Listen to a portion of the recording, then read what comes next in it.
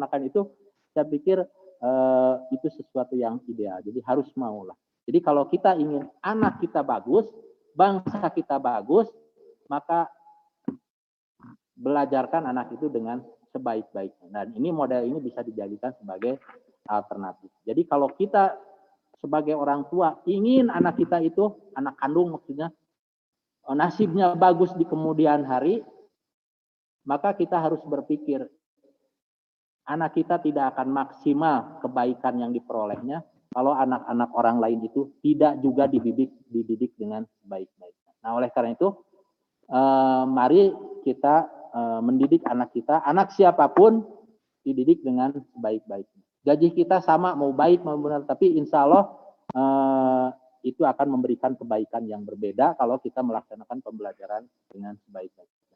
Itu saja, mohon maaf ini jadi lama karena videonya jadi tidak jalan ini. Oke, assalamualaikum warahmatullahi wabarakatuh.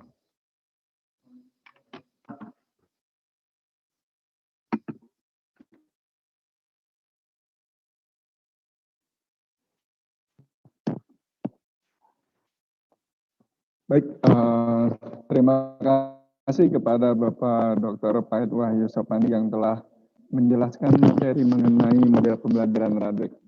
Dan sekali lagi saya memohon maaf karena tadinya beliau akan menyampaikan melalui video yang sudah dipersiapkan, tapi karena kendala teknis yang pada akhirnya beliau langsung menyampaikan dalam presentasinya tadi. Baik, sebelum dimulai ke pemateri selanjutnya, seperti yang beliau sudah sampaikan tadi, ini ada beberapa catatan yang saya catat bahwa model pembelajaran Radek itu asli dari Indonesia. Jadi kita harus mencintai model tersebut. Bukan cuma mencintai, tapi kita implementasikan, dipahami, implementasikan. Kenapa kita harus pakai model Radek dalam pembelajaran? Yang pertama, model Radek itu sudah disesuaikan dengan karakteristik dari pembelajaran di Indonesia. Karena ini asli dari Indonesia.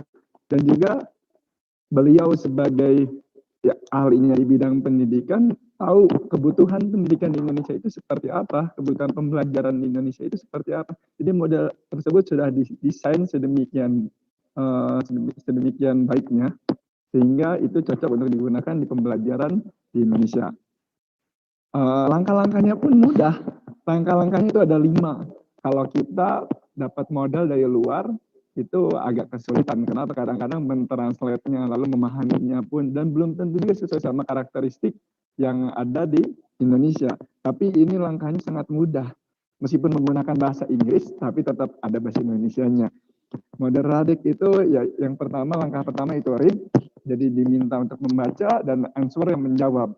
Nah, 2 langkah itu dilaksanakan sebelum tatap muka. Artinya, yang namanya pembelajaran tidak bisa langsung begitu saja. Baik guru atau pendidik maupun peserta didik, siswa, itu harus sama-sama mempersiapkan. Siswanya mempersiapkan sebelum tatap muka, dan gurunya pun mempersiapkan untuk tatap muka. Nah, yang dipersiapkan oleh guru dan siswa itu sebelum tatap muka yaitu read dan answer, membaca dan menjawab. Setelah itu, setelah dipersiapkan, baru dibawa ke tatap muka. Dalam pelaksanaan pembelajarannya di kelas, ada 3 langkah yang dilakukan selanjutnya, yaitu discuss, explain, write. Nah, apa aja itu? Berdiskusi, menjelaskan, dan mencipta. Nah, model ini didesain sedemikian mudah sehingga kita dapat melaksanakannya dalam pembelajaran di Indonesia, baik itu di SD, SMP, SMA, maupun di universitas. Itu beberapa catatan dari saya, dan saya ucapkan terima kasih kepada Bapak Dr. Pahit Wahyu Sopandi MA atas penjelasannya, dan saya mengingatkan kepada semuanya untuk yang mau bertanya nanti silahkan bertanya melalui chat room, ya, melalui room chat yang sudah disediakan itu di akhir dari ketiga pemateri, ya, di akhir ketiga pemateri telah menyampaikan, silakan tanyakan di chat room dengan menuliskan nama, asal daerah, dan instansinya dari mana. Ya, terima kasih. Dan untuk materi nanti akan di-share oleh panitia melalui grup WhatsApp yang sudah disiapkan. Oke, cukup? Ya, kita lanjut ke materi selanjutnya, yaitu Bapak Khairun. Saya terlebih dahulu, saya akan membacakan CV beliau.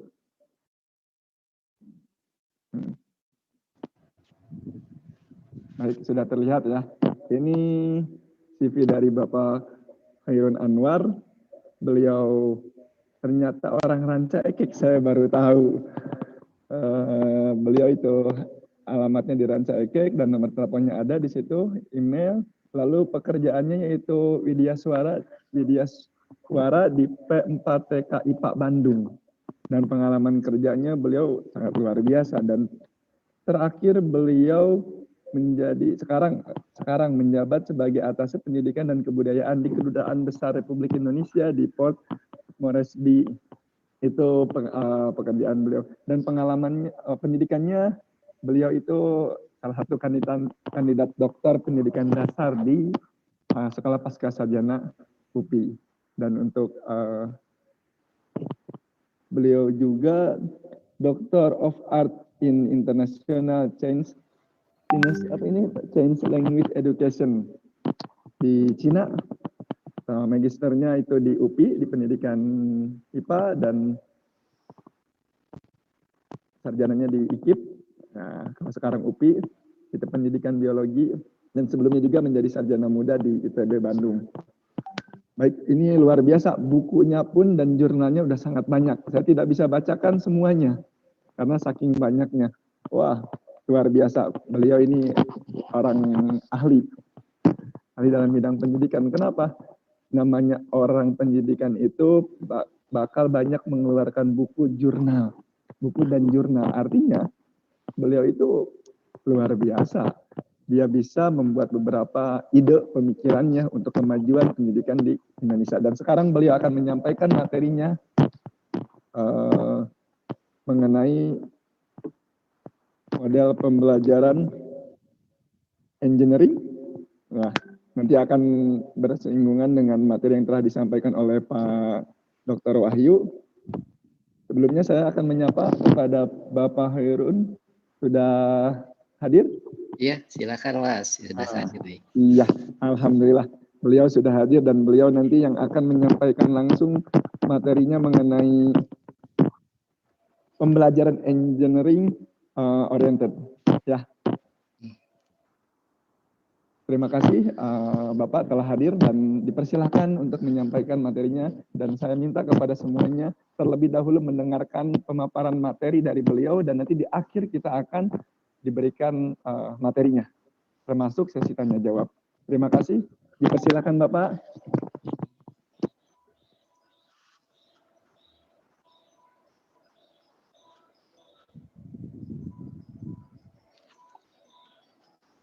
Assalamualaikum warahmatullahi wabarakatuh. Salam sejahtera untuk kita semua. Selamat pagi pemirsa webinar yang saya hormati. Dalai Lama berkata, ketika kamu berbicara, kamu hanya akan mengatakan hal yang kamu tahu.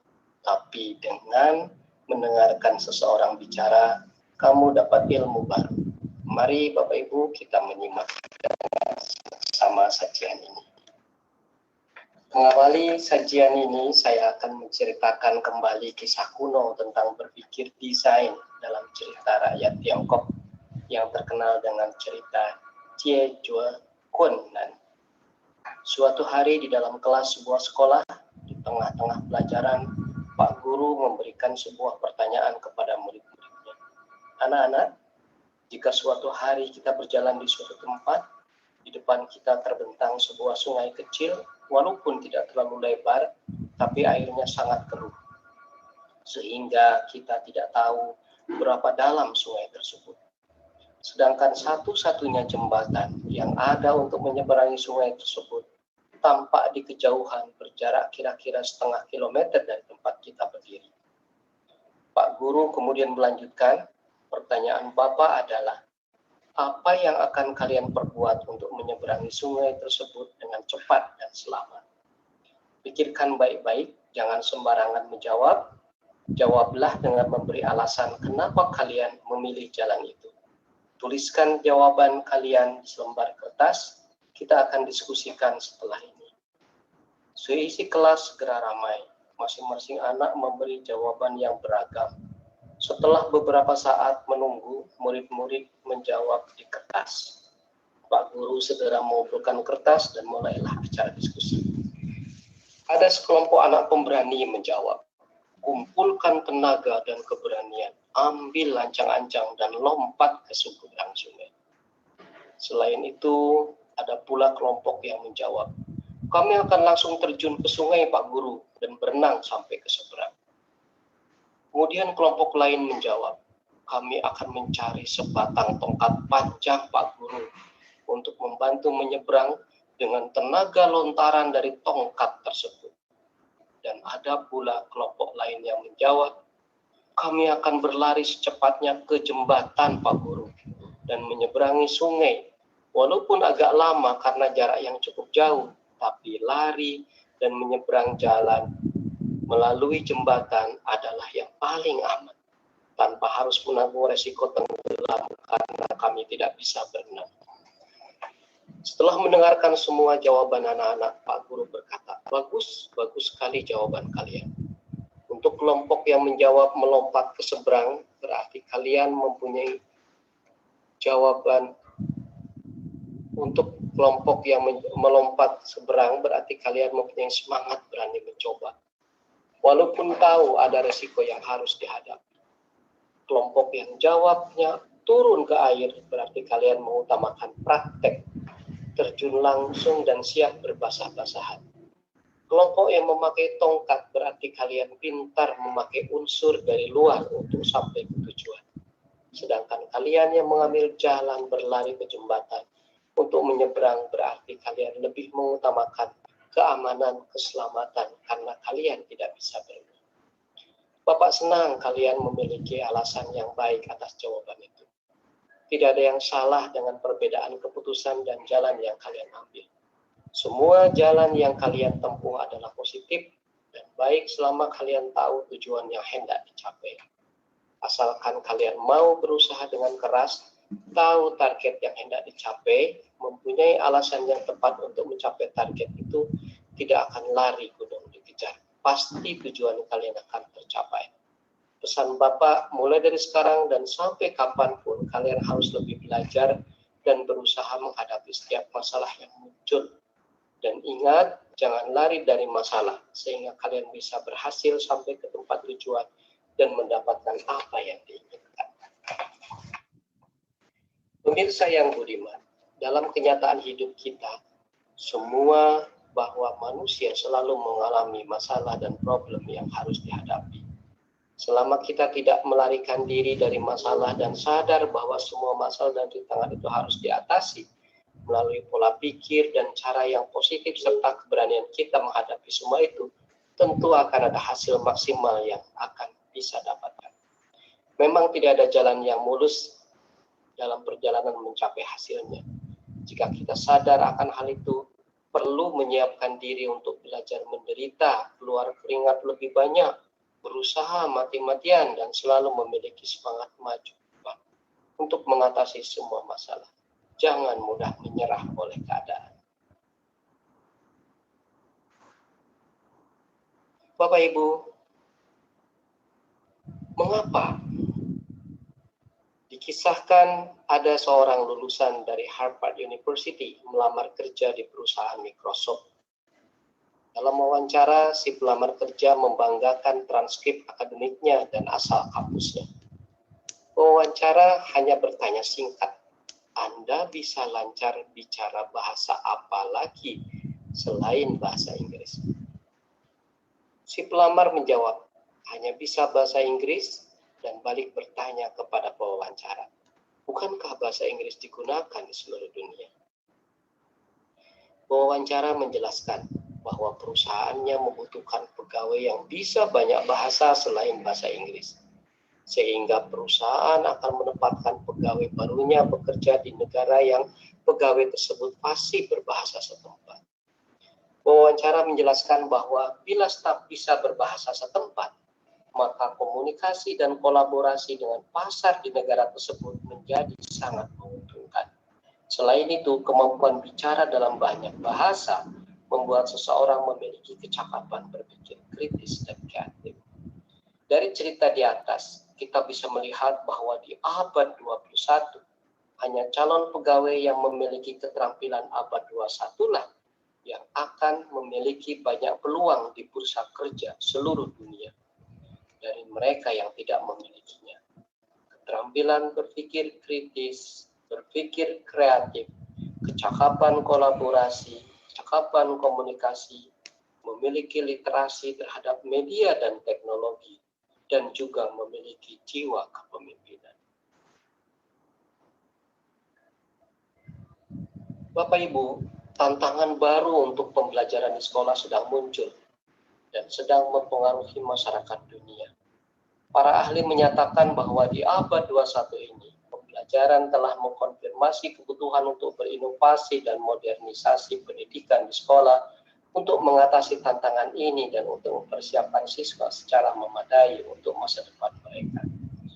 Proyeksi menunjukkan bahwa hanya ada 15 tahun yang sedang berlangsung sampai tahun 2025. Tujuan pembelajaran akan terfokus pada kompetensi daripada pengetahuan. Pembelajaran akan lebih disesuaikan dengan kebutuhan individu dan secara aktif diintegrasikan kembali ke kehidupan nyata. Penelitian oleh Redeker mengidentifikasi 6 tantangan tersebut, yaitu integrasi multikultural untuk mengatasi migrasi dan perubahan demokrasi, mengurangi putus sekolah atau DO untuk memerangi pengangguran dan mempromosikan tenaga kerja terdidik, membina bakat untuk mengembangkan ekonomi berdasarkan pengetahuan dan inovasi, mengurangi hambatan antara dunia kerja dan pendidikan, memfasilitasi masuknya kembali pasar tenaga kerja untuk mengatasi pengangguran jangka panjang, dan memungkinkan semua warga negara untuk memperbaharui kompetensi mereka dan dengan cepat menanggapi lingkungan kerja yang berubah.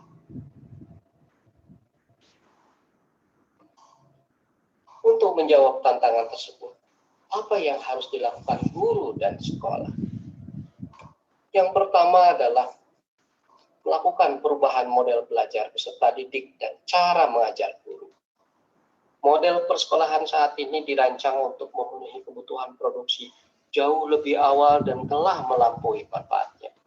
Cara belajar telah berubah secara dramatis selama 2 dekade terakhir dengan perubahan cara orang mengakses, bertukar, dan berinteraksi dengan informasi. Sistem pendidikan masa depan diharapkan untuk berubah dari institusi dengan penekanan kuat pada pengajaran ke organisasi dengan peningkatan penekanan dalam pembelajaran. Pengakuan beberapa jalur untuk memperoleh keterampilan akan mengikutinya.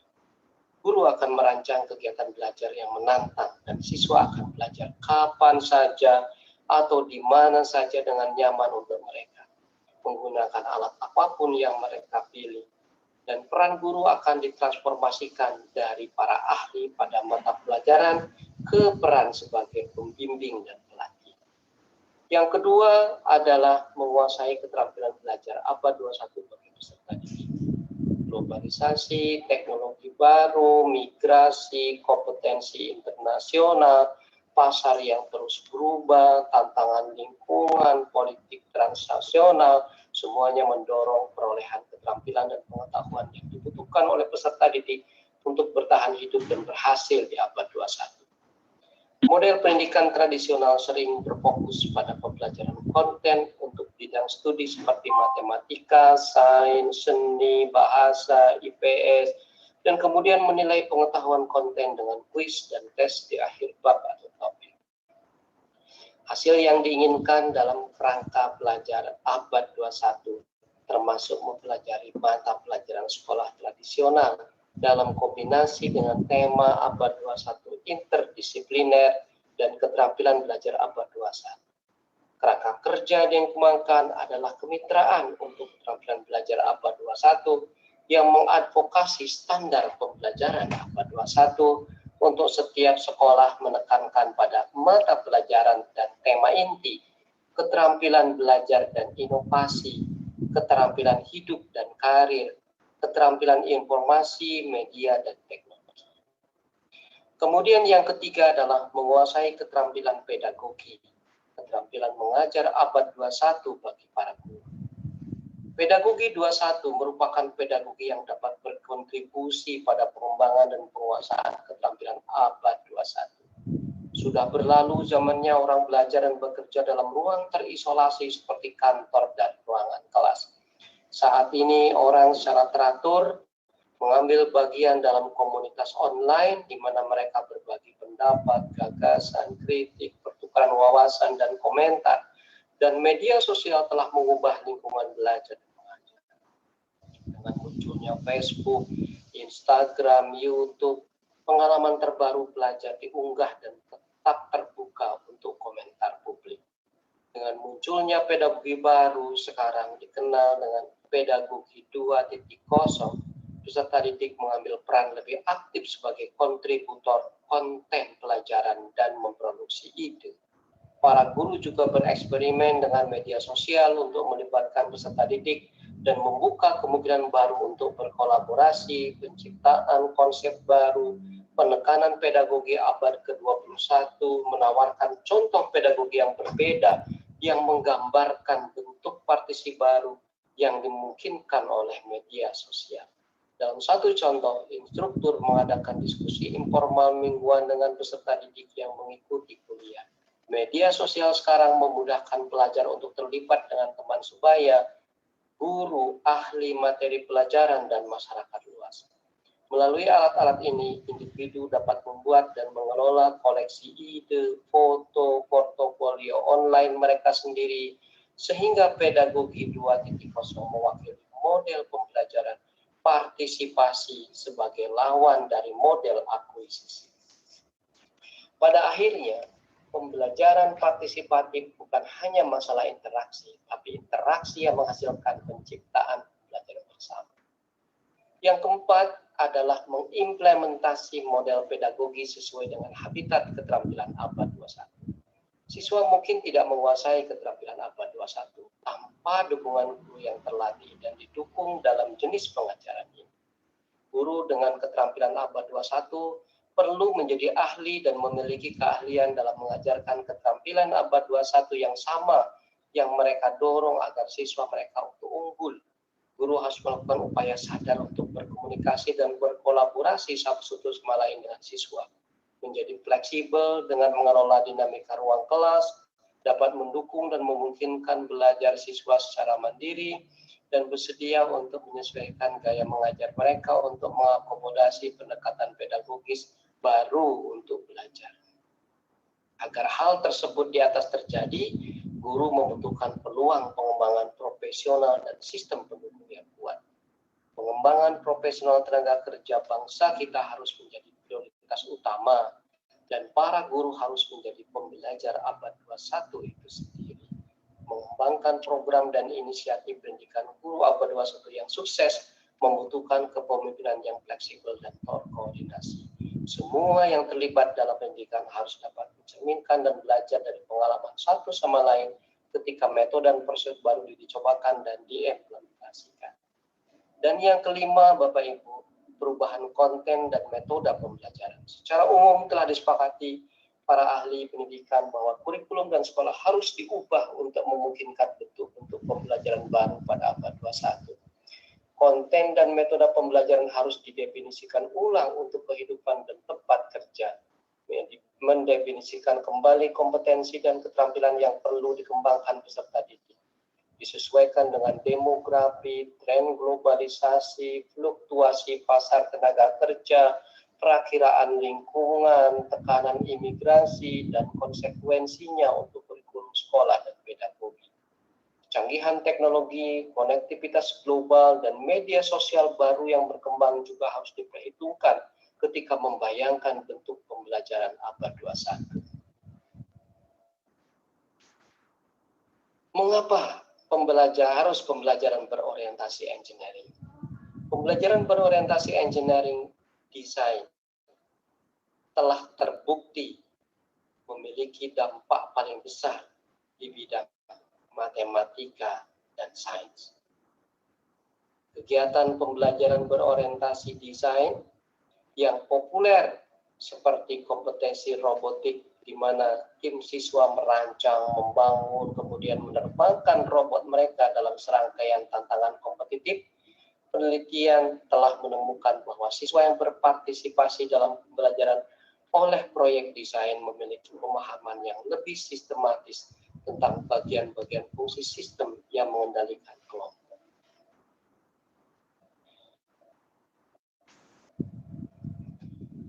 Saripati pembelajaran berorientasi engineering, bila kita peras, adalah melatih kemampuan berpikir proses desain. Berpikir proses desain adalah proses yang memungkinkan orang untuk datang dengan ide-ide dan memecahkan masalah dengan cara yang kreatif dan menarik, mengasah kolaborasi mereka, berpikir kritis, dan keterampilan komunikasi. Empati, memahami untuk siapa Anda mendesain, adalah elemen kunci dari pemikiran desain, serta kolaborasi, bekerja dengan orang lain untuk membangun ide Anda, mendapat umpan balik dan belajar bagaimana membuat literasi pada ide-ide Anda di umpan balik tersebut. Pada sintaks Radek Kriep, di model belajar Radek, ajak peserta didik untuk mengerjakan proyek melalui berpikir proses desain. Penyaji mencoba menciptakan isyarat ringan untuk mengajak peserta didik sekolah dasar aktif terlibat dalam berpikir proses desain yang mudah diingat dan mudah dipraktekkan. Jadi dimulai dengan proses desain undang. Pertanyaan besar dilontarkan guru, masalah sekarang dijabarkan guru menggunakan konteks yang berarti, memotivasi peserta didik untuk jadi investigator dan menyediakan situasi nyata dalam kehidupan. Siswa diajak menggali informasi baru. Kemudian tahapan berikutnya di dalam proses desain adalah siswa diajak untuk memaparkan dan mencari solusi. Bagaimana bahwa siswa diajak menganalisis data yang tersedia, menerapkan informasi untuk berbagi pengetahuan baru, mencoba membuat kesimpulan.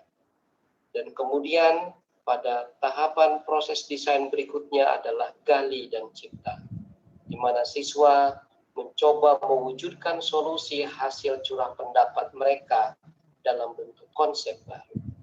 Mencoba membuat desain rancangan ide berdasarkan konsep dan kemudian mewujudkannya dalam bentuk nyata. Kemudian siswa pada tahap terakhir dari proses desain adalah aksi, di mana bahwa siswa diminta untuk mempresentasikan temuan ke kelompoknya, mengajukan kembali pertanyaan baru hasil gagasan sebelumnya, dan kemudian menginvestigasi lebih lanjut, kalau perlu dilakukan revisi desain, dan hasil revisinya dipresentasikan temuannya ke kelas. Dan proses belajar mengajar akan tergambar dengan aktivitas guru dan peserta didik melalui syarat tangan yang mendekatkan siswa dalam melatih keterampilan berpikir proses desain, di mana pada saat ketika guru mengundang, menginspirasi peserta didik untuk mencetuskan ide-ide atau pemikiran kreatif disesuaikan dengan masalah yang tren di masyarakat dalam bentuk konteks kekinian, memotivasi peserta didik untuk menjadi investigator terhadap masalah dalam kehidupan nyata, dan guru memberikan fasilitasi kepada siswa untuk menggali informasi baru. Maka pada saat yang bersamaan bahwa peserta didik dan kelompoknya mengamati masalah yang timbul dalam kehidupan sehari-hari terkait konsep yang dipelajari. Peserta didik memunculkan banyak pilihan solusi yang memungkinkan untuk menyelesaikan masalah. Ketika guru memfasilitasi siswanya untuk melakukan tahapan desain kedua, yaitu paparan dan solusi, di mana bahwa guru memfasilitasi peserta didik dalam menganalisis data hasil temuannya, mendorong peserta didik untuk menerapkan informasi dan berbagi pengetahuan, dan membimbing peserta didik dalam membuat kesimpulan, maka siswa, setiap anggota kelompok menganalisis data dan informasi yang disodorkan teman-temannya dan menyepakati solusi terbaik di antara semua solusi kelompok.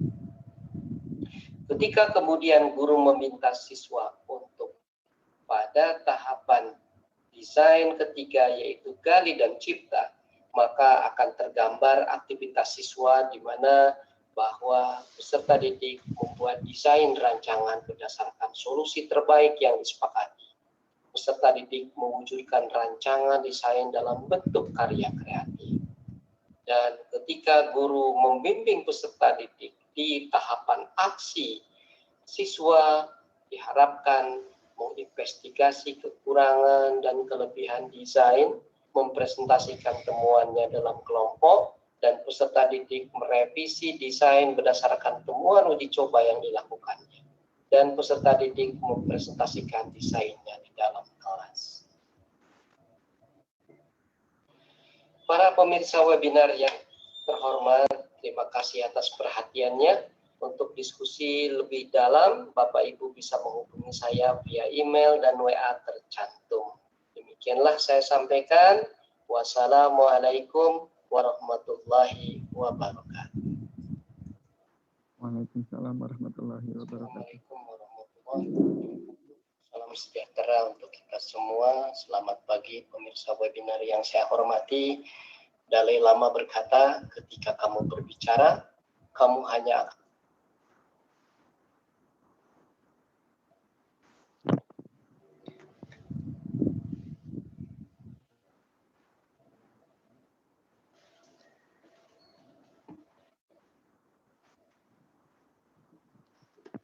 Ya, dikembalikan kepada moderator, silakan. Alhamdulillah, terima kasih Pak Herun, luar biasa. Ya, alhamdulillah juga tidak ada masalah tadi terkait video yang ditampilkan. Jadi rencana kita di awal itu pemateri akan menyampaikan melalui video yang sudah dipersiapkan. Tapi tadi untuk yang pertama, mohon maaf ada kendala, tapi buat saya itu nggak jadi masalah karena Pak Wahyu sendiri tadi menyampaikan secara gamblang mengenai model dari pembelajaran Radek. Dan untuk pemateri kedua, alhamdulillah tidak terkendala oleh masalah teknis karena sudah diselesaikan dan Pak Khairun telah menyampaikan materinya mengenai pembelajaran engineering yang menurut saya pun itu luar biasa. Perlu diketahui oleh Bapak Ibu semuanya bahwa yang disampaikan Pak Khairun Anwar itu mengenai pembelajaran engineering oriented itu tadi melanjutkan apa yang disampaikan oleh Bapak Dr. Faid Wahyu Sopandi MA mengenai model pembelajaran Radek.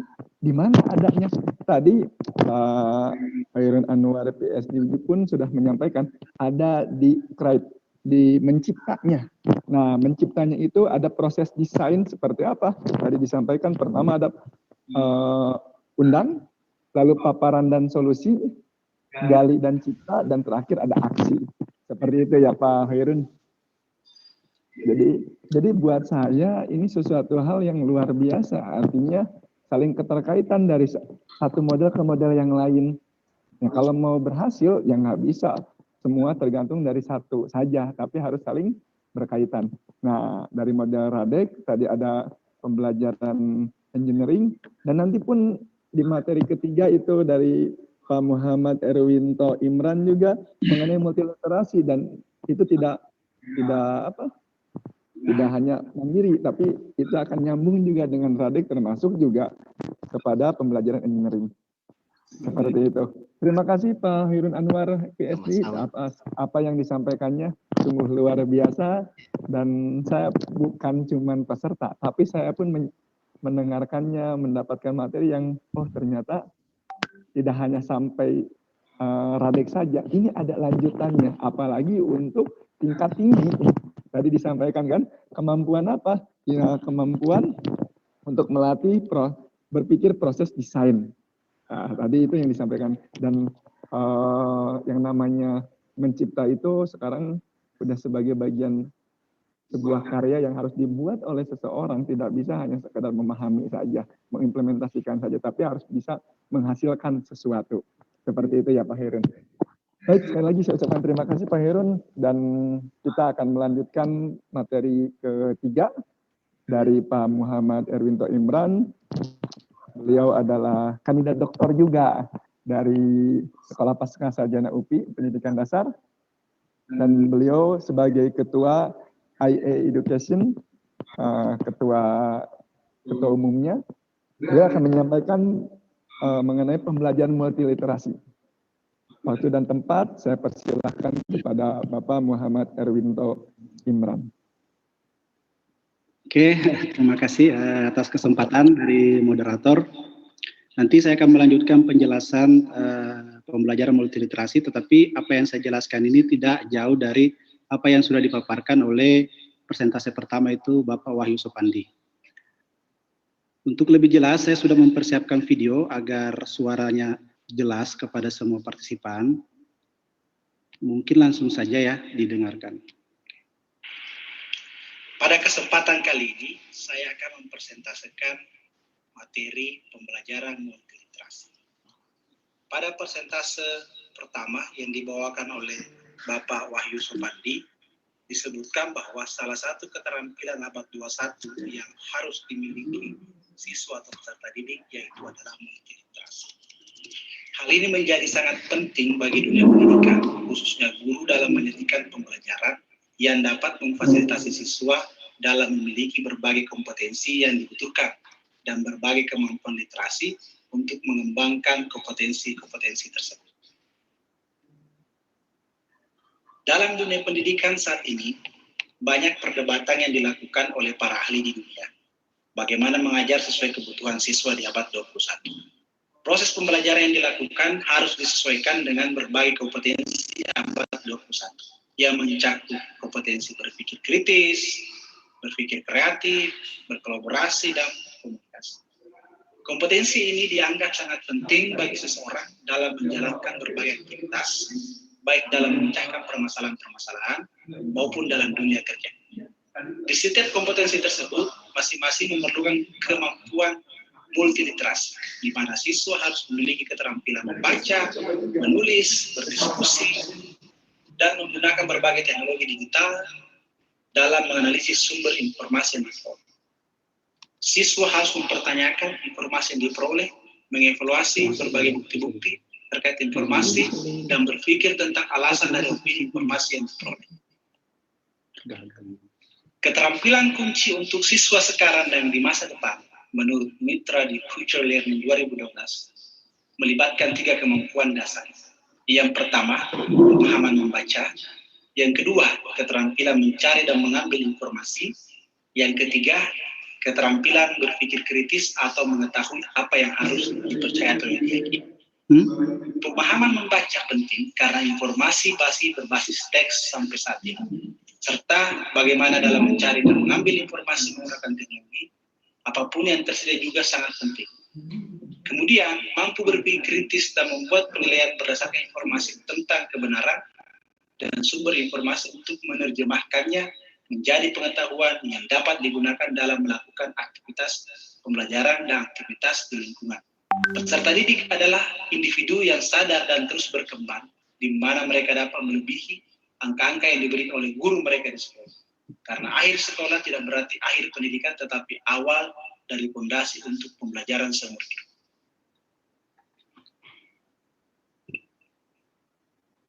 Pada World Economic Forum tahun 2015, ada 3 keterampilan abad 21. Yang pertama yaitu fondasi literasi, yang kedua adalah kompetensi, yang ketiga karakter. Di sini sudah tergambar jelas bahwa fondasi dari keterampilan abad 21 adalah berbagai kemampuan literasi. Pendidikan literasi pada era informasi dan teknologi saat ini terus berkembang untuk memenuhi tuntutan kehidupan yang terus meningkat pada abad ke-21. Banyak perubahan yang terjadi pada negara-negara di dunia, khususnya sektor pendidikan. Tujuan pendidikan dalam kurikulum yang dulunya hanya berdasarkan pada kebutuhan sumber daya di setiap negara, diubah menjadi keterampilan global yang dapat digunakan untuk bersaing dan berkompetisi di era revolusi industri 4.0. Setiap anak dituntut menguasai berbagai keterampilan literasi yang dapat memudahkannya dalam melakukan aktivitas di lingkungan yang kaya dengan penggunaan teknologi. Hal ini membuat tanggung jawab pengajar atau guru menjadi lebih besar. Guru dituntut memenuhi keterampilan siswa yang cukup banyak, dampak globalisasi dan penggunaan teknologi. Siswa memiliki tanggung jawab untuk selalu meningkatkan kemampuan literasinya, bukan hanya dalam menggunakan bahan ajar, tapi juga dalam berbentuk digital. Terlepas dari perubahan landscape yang cepat melingkupi pendidikan saat ini, pertanyaan tentang hubungan antara literasi dan berbagai media masih tetap belum terjawab. Keterampilan abad 21 yang dipaparkan pada Economic Forum 2015 tergambar jelas bahwa pentingnya pembelajaran literasi abad 21, di mana setiap anak harus memiliki berbagai kemampuan literasi agar dapat memiliki berbagai kompetensi dan karakter yang baik. Di mana kita ketahui saat ini kondisi di dunia itu bersifat dinamis, yaitu berubah-ubah sesuai perkembangan zaman dan teknologi. Hal ini harus dipahami semua perangkat pendidikan, khususnya guru, yang menjadi ujung tombak tercapainya tujuan pendidikan nasional. Penting guru juga dalam mengetahui informasi baru dalam dunia pendidikan sebagai bentuk dari tanggung jawabnya mengajarkan berbagai kompetensi yang dapat berguna bagi muridnya di masa akan datang. Yang kedua, saat ini akses lebih mudah, di mana informasi tentang pendidikan sekarang sangat mudah ditemui oleh siapapun, kapanpun, dan dimanapun mereka berada. Seseorang dengan mudah mengakses apapun seperti video, gambar, jurnal, grafik, majalah, dan lain-lain. Setiap orang juga dapat mengakses informasi pada sumber-sumber tertentu dengan satu klik. Contoh dengan mengunjungi situs perpustakaan nasional. Guru akan terus menjadi penting, perlu menjadi lebih fleksibel, fokus pada hubungan dan cara mendasar dari menjadi fasilitator pembelajaran. Saat ini terjadi pergeseran pembelajaran yang dulunya berpusat guru menjadi pembelajaran pada siswa. Dukung penggunaan bahasa anak untuk membantu berpikir dengan menggunakan kompleks, otentik, tarik interaksi mereka, gambarkan dan mengkomunikasi telah kerjakan dan ketahui. Apa yang dibutuhkan di masa kini depan adalah sebuah reformasi yang menggunakan pendekatan yang imajinatif, inovatif, pemecahan masalah. Sehingga harus merancang ulang pembelajaran mereka dan mendorong minat peserta didik. Mengajar literasi abad 21 sangatlah penting. Kenapa? Karena siswa harus memiliki keterampilan menulis, berdiskusi, berbagai teknologi digital, analisis sumber informasi yang diperlukan. Hal ini menunjukkan bahwa guru juga harus siswa menguasai berbagai kemampuan multi dan mendukung mereka untuk melakukan pelajaran yang berorientasi sarana bagi mereka untuk menjadi pengetahuan. Sekarang saya akan menjelaskan tentang teori dan konsep.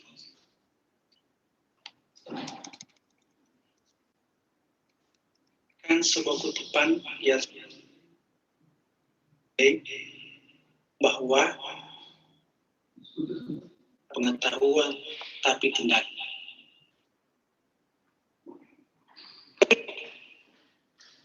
Itu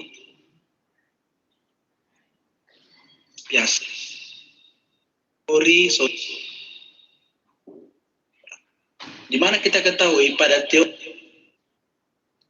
menekankan peran pengetahuan dan pemahaman. Teori sosial kognitif Vygotsky dan lingkungan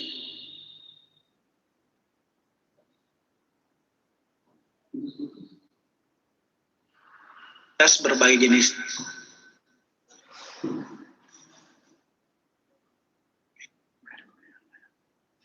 mode komunikasi. Keterampilan dalam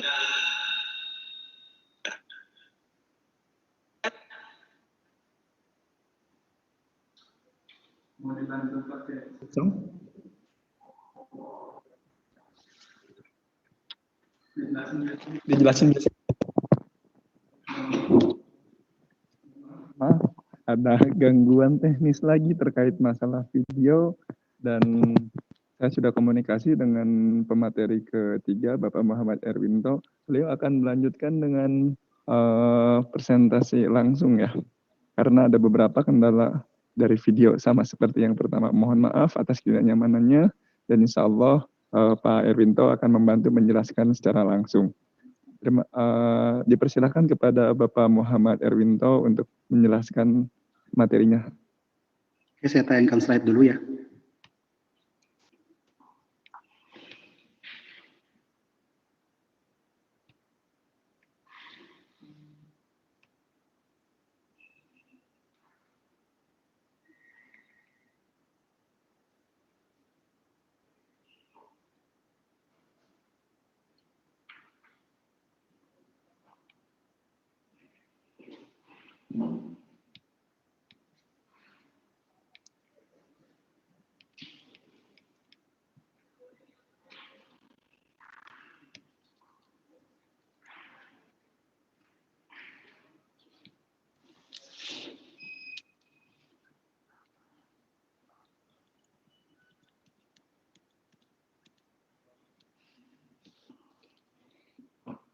Saat ini, jadi saya lanjutkan tadi bahwa saat ini peran guru dalam mengajarkan literasi di abad 21 itu sangat membutuhkan berbagai kemampuan, di mana kita ketahui bahwa literasi saat ini bukan hanya sekedar membaca dan menulis, tetapi lebih kepada sesuatu aktivitas yang lebih kompleks, di mana siswa setiap harinya memperoleh informasi berupa gambar bergerak, grafik, dan berbagai gambar ataupun grafik yang sulit untuk dianalisis. Tadi masuk ke teori dan konsep multiliterasi. Tapi sebelum saya menjelaskan teori dan konsep multiliterasi, ada kata-kata dari Thomas Henry Luhles yang mengatakan bahwa tujuan akhir dari hidup bukanlah pengetahuan tapi tindakan. Sebanyak apapun pengetahuan yang kita miliki, tetapi ketika kita tidak mengimplementasikan dengan baik, maka itu akan menjadi sebuah pengetahuan yang tidak berguna. Saat ini setiap orang bisa mengakses segala informasi dimanapun, kapanpun, dan siapapun itu. Sehingga ketika kita tidak bisa mengimplementasikan sesuatu yang harusnya kita implementasikan, kita termasuk orang yang merugi.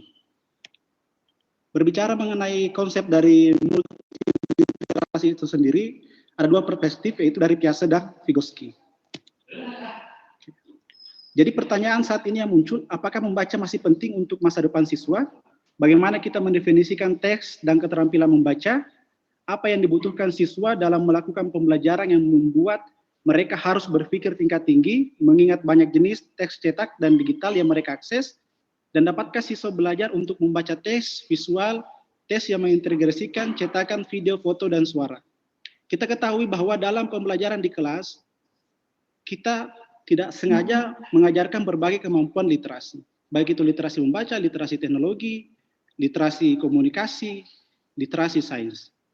Itu adalah hal-hal yang harus diajarkan secara terpisah. Tetapi di dalam pembelajaran multiliterasi itu sendiri, ada pembelajaran yang disampaikan secara terintegrasi, sehingga perlu siswa diberi pemahaman bahwa dalam melakukan aktivitas, setiap pembelajaran itu harus menggunakan keterampilan literasi, sehingga hasil yang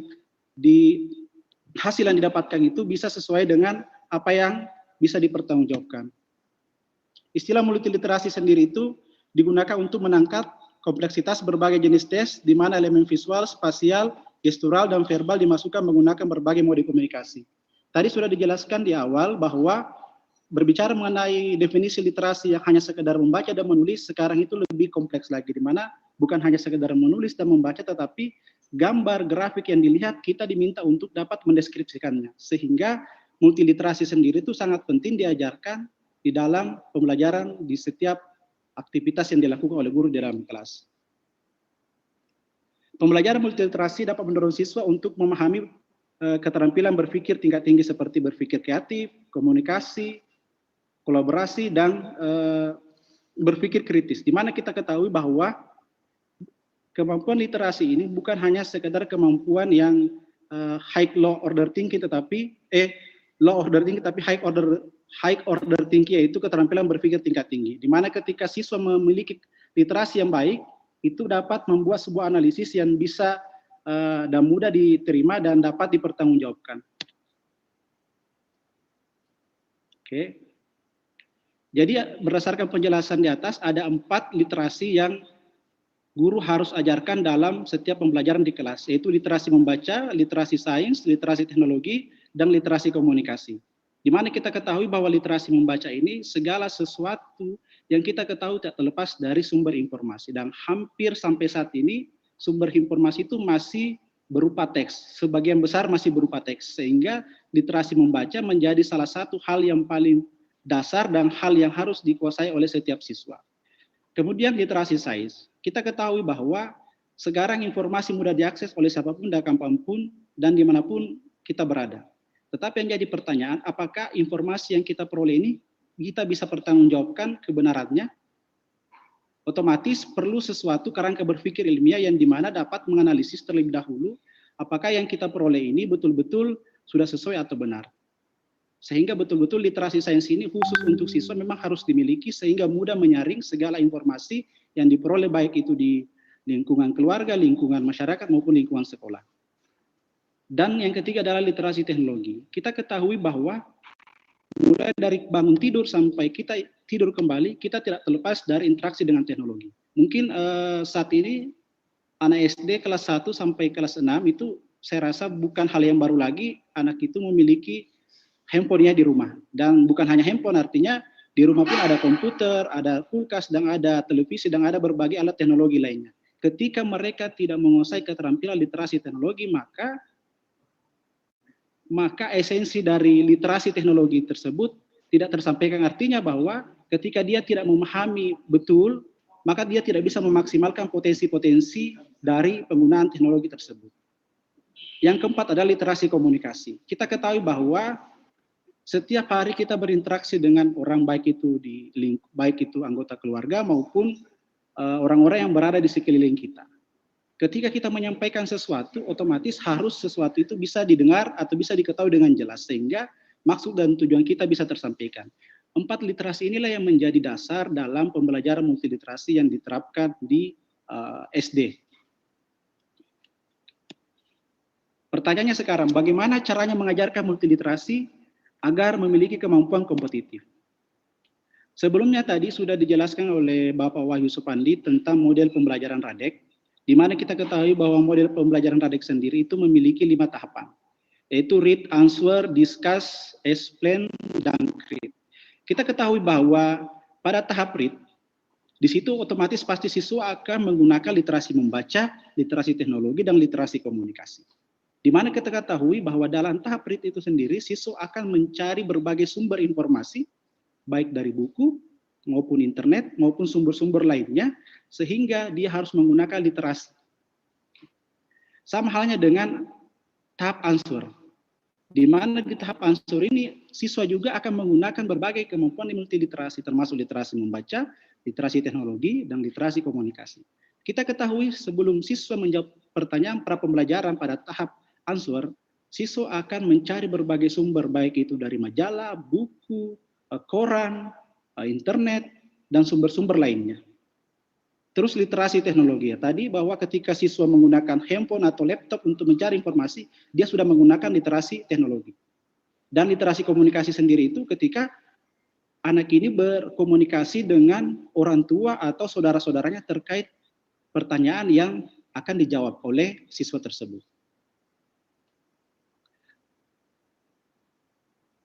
Pada tahap discuss sama dengan tahap read dan answer, di mana kita ketahui di sini siswa akan menggunakan literasi membaca, literasi teknologi, literasi komunikasi, dan literasi sains. Di mana kita ketahui bahwa pertanyaan pra pembelajaran yang tadi dikerjakan yang akan didiskusikan dengan teman kelompoknya. Otomatis ketika didiskusikan, pasti teman-teman yang lain akan mempertanyakan keabsahan atau sumber dari informasi atau jawaban dari yang disampaikan pada jawaban pertanyaan pra pembelajaran, sehingga ada komunikasi yang tercipta tersebut. Di situ juga, ini lagi azan, kayaknya berhenti sejenak dulu, lagi azan.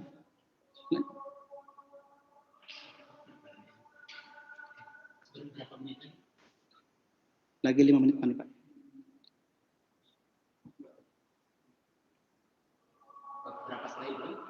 Sisa 2 Pak ini, sisa itu Pak. Ada 5 yang untuk di sekolah. Saya kembalikan ke moderator dulu untuk nyalain. Baik, mohon maaf Bapak Ibu karena sedang azan duhur, jadi sementara ditunggu di break dulu. Pemateri akan menyampaikan materi sampai pukul 12 dan nanti 15 menit untuk tanya jawab. Jadi kalau Bapak Ibu nanti ada yang mau sholat, kita silakan sholat dulu. Ya, silakan. Jadi saya mohon izin karena tadi ada keterlambatan. Ngalet 15 menit, yang harusnya selesai jam 12.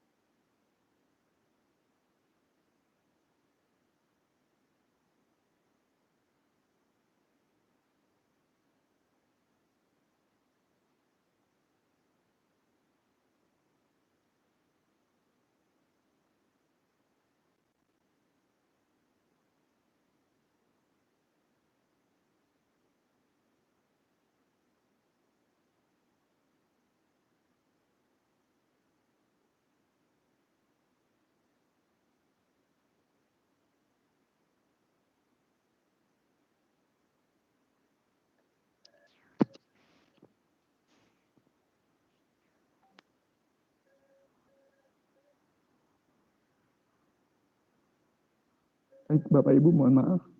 Yang mau bertanya dipersilakan sekarang menulis di Zoom group chat untuk pertanyaannya. Jadi nanti ketika selesai azan materi disampaikan sampai pukul 12, lalu nanti langsung sesi tanya jawab. Terima kasih.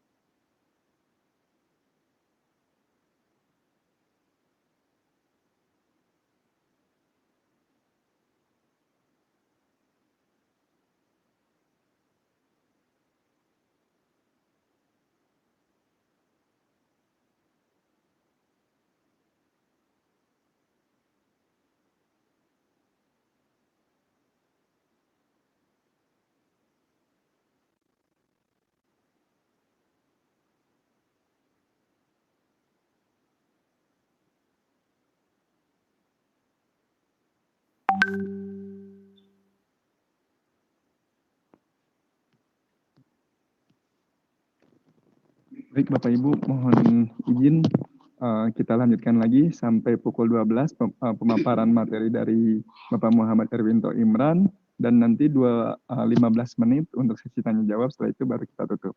Ya, bagi Bapak Ibu yang mau sholat terlebih dahulu dipersilahkan sholat dan nanti bisa mengikuti kegiatan selanjutnya.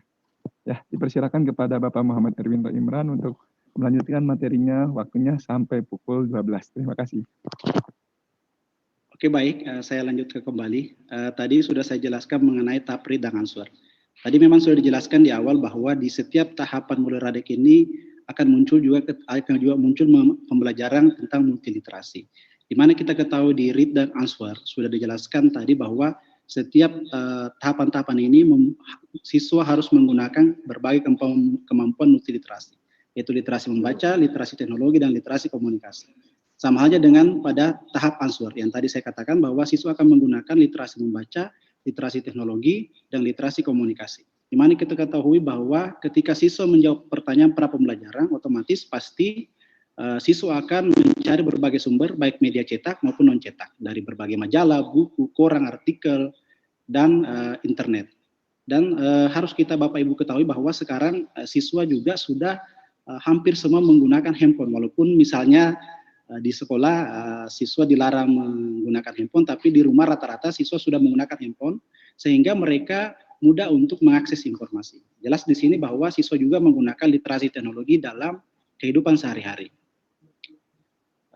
Pada tahap diskus yang tadi saya sampaikan, siswa yang telah menjawab pertanyaan pra pembelajaran akan berdiskusi dengan teman kelompoknya, di mana masing-masing siswa akan mempertanyakan segala sumber-sumber dari jawaban yang dijawab oleh setiap siswa, sehingga butuh sesuatu bukti-bukti atau bukti-bukti sumber yang bisa dipertanggungjawabkan. Terus di sini juga siswa akan saling menganalisis data-data, misalnya ketika guru akan memberikan sebuah lembar kerja siswa, otomatis di sini akan menganalisis sebuah hasil, kemudian ketika menjawab pertanyaan-pertanyaan itu harus dibarengi dengan bukti-bukti yang dapat bisa dipertanggungjawabkan. Dan otomatis semua informasi-informasi tersebut harus dikomunikasikan antara siswa yang satu dengan siswa yang lainnya, sehingga yang akan dijawab di diskusi itu adalah betul-betul jawaban yang disepakati dari semua anggota kelompok tersebut. Oke. Pada tahap explain sama dengan tahap-tahap sebelumnya, di sini juga siswa akan menggunakan berbagai kemampuan literasi, yaitu literasi membaca, literasi teknologi, literasi komunikasi, dan literasi sains. Di mana kita ketahui bahwa pada tahap explain sendiri, siswa akan menyajikan dan mengkomunikasikan hasil dari diskusi beserta dengan teman kelompoknya. Otomatis ketika dia menyampaikan hasil diskusi, pasti juga ada yang bisa menggunakan teknologi, mulai dari PowerPoint atau alat sederhana yang dapat memberi pemahaman kepada peserta lain atau kelompok lain tentang apa yang kita sampaikan. Di situ sudah jelas tergambar bahwa literasi teknologi ada, literasi komunikasi ada, dan literasi sains ada. Kenapa? Karena jawaban-jawaban yang telah disampaikan itu sudah ada sumber-sumber yang dapat dipercaya, seperti itu. Untuk tahap create sendiri, pada tahap create memang kita ketahui di pertanyaan pra pembelajaran ada pertanyaan yang memandu siswa untuk membuat sebuah ide sederhana. Jadi sebelum mereka berada di sekolah atau melakukan aktivitas, siswa diberikan pertanyaan pra pembelajaran di mana siswa diminta untuk mencari ide sederhana, membuat sesuatu terkait materi yang akan dipelajari. Otomatis di sini juga siswa akan menggunakan literasi membaca, literasi teknologi, literasi komunikasi, dan literasi sains. Oke. Bapak Ibu, sebenarnya implementasi Molir Radek ini pernah saya implementasikan di salah satu SD di Kota Bandung, di mana kita ketahui memang selama implementasi ini ada beberapa hal yang memang harus diperhatikan. Kenapa? Karena persoalan kebiasaan. Karena terkadang guru itu sendiri akan mengajar dengan cara-cara lama. Artinya bahwa ketika guru memiliki keyakinan terhadap sesuatu, itu butuh waktu untuk dirubah, sehingga kebiasaan-kebiasaan lama seperti menjelaskan, kemudian mengevaluasi setiap siswa itu sering muncul. Tetapi pada saat implementasi ini terlihat jelas di tahapan terakhirnya kemampuan multiliterasi siswa yang diimplementasikan Molir Radek itu meningkat. Itu diambil dari hasil instrumen yang sudah digunakan pada implementasi Molir Radek di salah satu Kota Bandung. Mungkin itu saja tentang pembelajaran multiliterasi. Mungkin yang kurang jelas akan disampaikan saja ke moderator. Nanti moderator menyampaikan kepada narasumber. Terima kasih. Saya kembalikan kepada moderator. Baik, terima kasih apresiasi yang luar biasa dari beberapa pemateri, dan terakhir tadi terima kasih Pak Muhammad Erwinto atas pemaparan materinya. Meskipun tadi sudah berjalan dengan lancar melalui video, yang telah dipersiapkan, tapi ada kendala teknis dan Bapak Muhammad Erwinto bisa langsung menjelaskan beberapa hal yang tadi terganggu dari audio pada video tersebut. Sekali lagi saya ucapkan terima kasih Bapak Muhammad Erwinto mengenai penjelasan dari pembelajaran multiliterasi. Kalau yang saya dapatkan dari apa yang disampaikan dari Bapak Muhammad Erwinto itu, pembelajaran multiliterasi itu ada pada semua tahapan Radek. Kenapa harus ada? Tadi disampaikan bahwa bahwa literasi itu sangat dibutuhkan dalam pembelajaran di Indonesia. Nah, tadi disampaikan ada literasi membaca, literasi sains, literasi teknologi, literasi teknologi dan komunikasi. Itu semua ada pada tahapan-tahapan dari pembelajaran Radek. Jadi kita bisa lihat ya, semua pemateri ini saling berkaitan. Kalau mau berhasil ya itu semua harus saling memberikan penguatan, lalu menutupi kekurangannya, sehingga pembelajaran pun akan maksimal. Nah, seperti itu. Jadi ada 3 materi yang sangat luar biasa untuk perbaikan pembelajaran di Indonesia. Dan pembelajaran ini adalah model pembelajaran yang asli dari Indonesia yang dibuat oleh tim, sehingga kita harus mencintai produk sendiri. Kita tahu bahwa produk sendiri itu lebih mengerti karakteristik kebutuhan yang ada di Indonesia, pendidikan Indonesia. Baik, sekarang kita lanjutkan ke sesi tanya jawab. Kita punya waktu 15 menit. Ini luar biasa, pertanyaannya sudah banyak. Sebelumnya juga ketika penyampaian pemateri sudah ada yang bertanya, tapi mohon maaf ada beberapa yang tidak tertulis sehingga saya akan bacakan beberapa saja. Dan terima kasih kepada Pak Wahyu, tadi ada pertanyaan langsung dijawab di Zoom grup chat sama beliau sendiri. Baik, pertanyaan pertama saya akan bacakan dari, bentar saya cari dulu, oh ini ada. Izin bertanya kepada Pak Erwinto, selama penerapan yang dilakukan di salah satu sekolah di Bandung, apa saja yang menjadi kendala selama proses implementasi pembelajaran multiliterasi? Kemudian, apa kelebihan dari model pembelajaran lain yang selama ini pembelajaran ini diterapkan? Kemudian, apa kelebihan dari model pembelajaran lain? Oh, pembelajaran ini mungkin ya, yang dimaksud Irfan itu, apa kelebihan dari model pembelajaran multiliterasi yang selama ini diterapkan? Dari Bapak Irfan Supriyatna, SPD MPD Universitas Bengkulu, luar biasa. Dari Bengkulu ada yang menyimak kegiatan kita.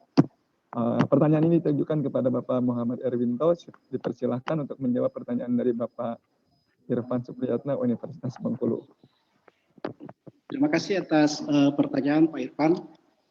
Memang diketahui bahwa ketika sesuatu yang baru itu memang butuh sebuah pemahaman untuk bisa mengimplementasikannya dengan sebaik-baiknya.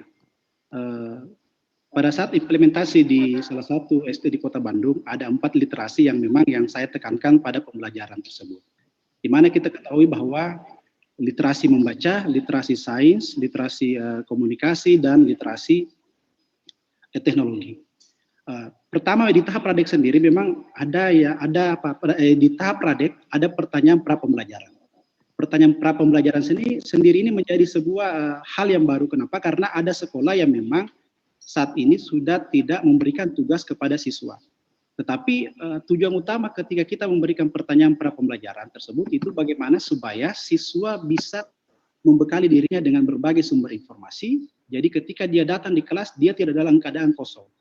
Inilah yang menjadi sebuah masalah persepsi terhadap guru yang menganggap siswa itu kurang pintar atau tidak, karena yakin dan percaya ada yang siswa ketika di rumahnya membaca, dan ada siswa yang mungkin ketika di rumahnya dia membantu orang tuanya di tempat kerja mereka atau di sawah atau di tempat lain. Sehingga dengan adanya pertanyaan pra pembelajaran ini akan bisa membekali siswa dengan berbagai sumber informasi. Tetapi ya memang yang akan menjadi kendala otomatis itu kebiasaan, karena untuk menumbuhkan kebiasaan itu memang butuh waktu dan otomatis juga butuh perhatian dari guru dan orang tua. Jadi guru dan orang tua ini harus ada sering komunikasi untuk memantau siswa.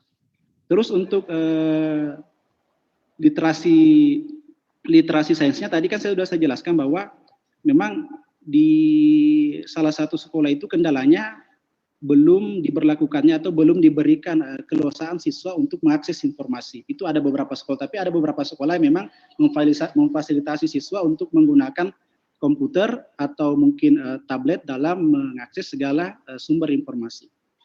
Itu yang juga menjadi kendala, karena ketika saya mengimplementasikan di salah satu sekolah tersebut, memang sekolah tersebut hanya sewaktu-waktu memberlakukan cara tersebut. Artinya dia tidak memberikan keleluasaan ketika di dalam kelas siswa hanya diberikan beberapa sumber pelajaran seperti buku cetak yang memang yang disediakan oleh pihak sekolah, sehingga sumber informasi yang dimiliki siswa itu sangat terbatas. Itu yang menjadi kendala juga. Dan yang ketiga, memang berbicara mengenai di tahap diskus ini, ya lagi-lagi kendala hampir di setiap sekolah itu kebanyakan siswa kurang percaya diri. Tetapi lagi-lagi bahwa tidak ada hal yang tidak bisa dirubah.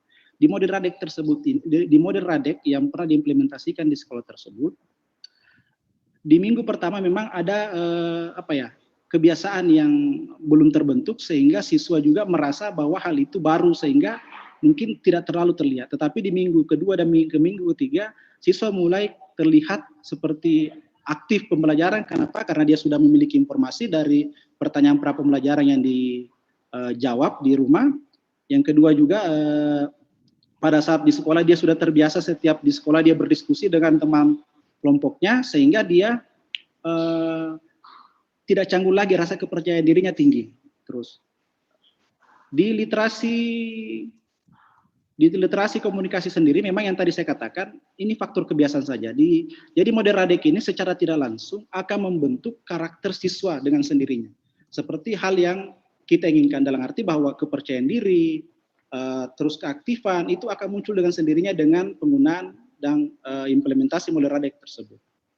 Terus yang paling penting di sini di tahap krit, di mana kita ketahui di setiap pertanyaan pra pembelajaran yang diberikan, siswa sudah diberikan pertanyaan yang mengharuskan mereka memikirkan apa yang harus dibuat, artinya ide kreatif apa yang akan dibuat. Contoh misalnya membuat alat oven sederhana dari tata surya, misalnya ketika kita belajar energi. Jadi siswa sudah menulis bahwa saya akan nanti membuat oven sederhana.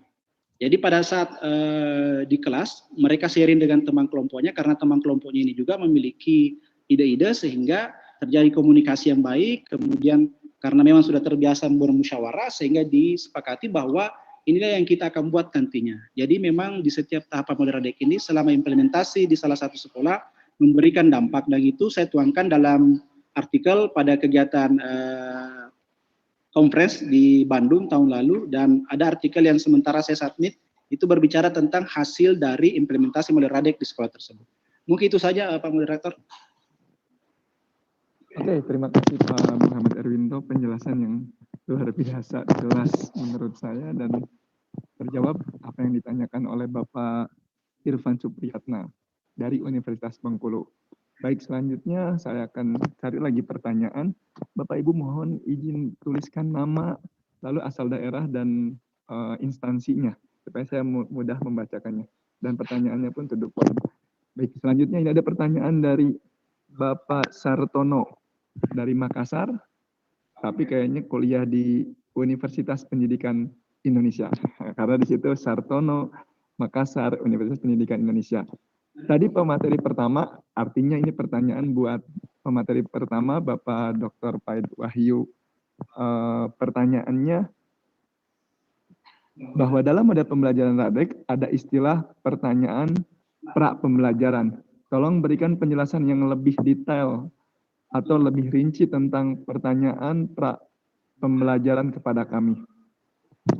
Itu Pak pertanyaan dari Pak Sartono dari Makassar.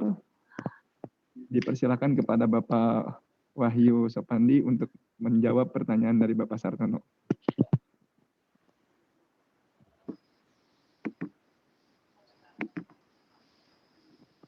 Oke, terima kasih.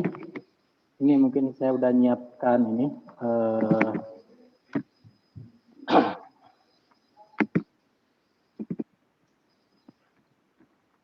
Pertanyaan pra pembelajaran. Jadi saya ini memberikan contoh konkret ya bagaimana pertanyaan pembelajaran itu disusun atau apa sih itu pertanyaan pembelajaran atau apa isinya.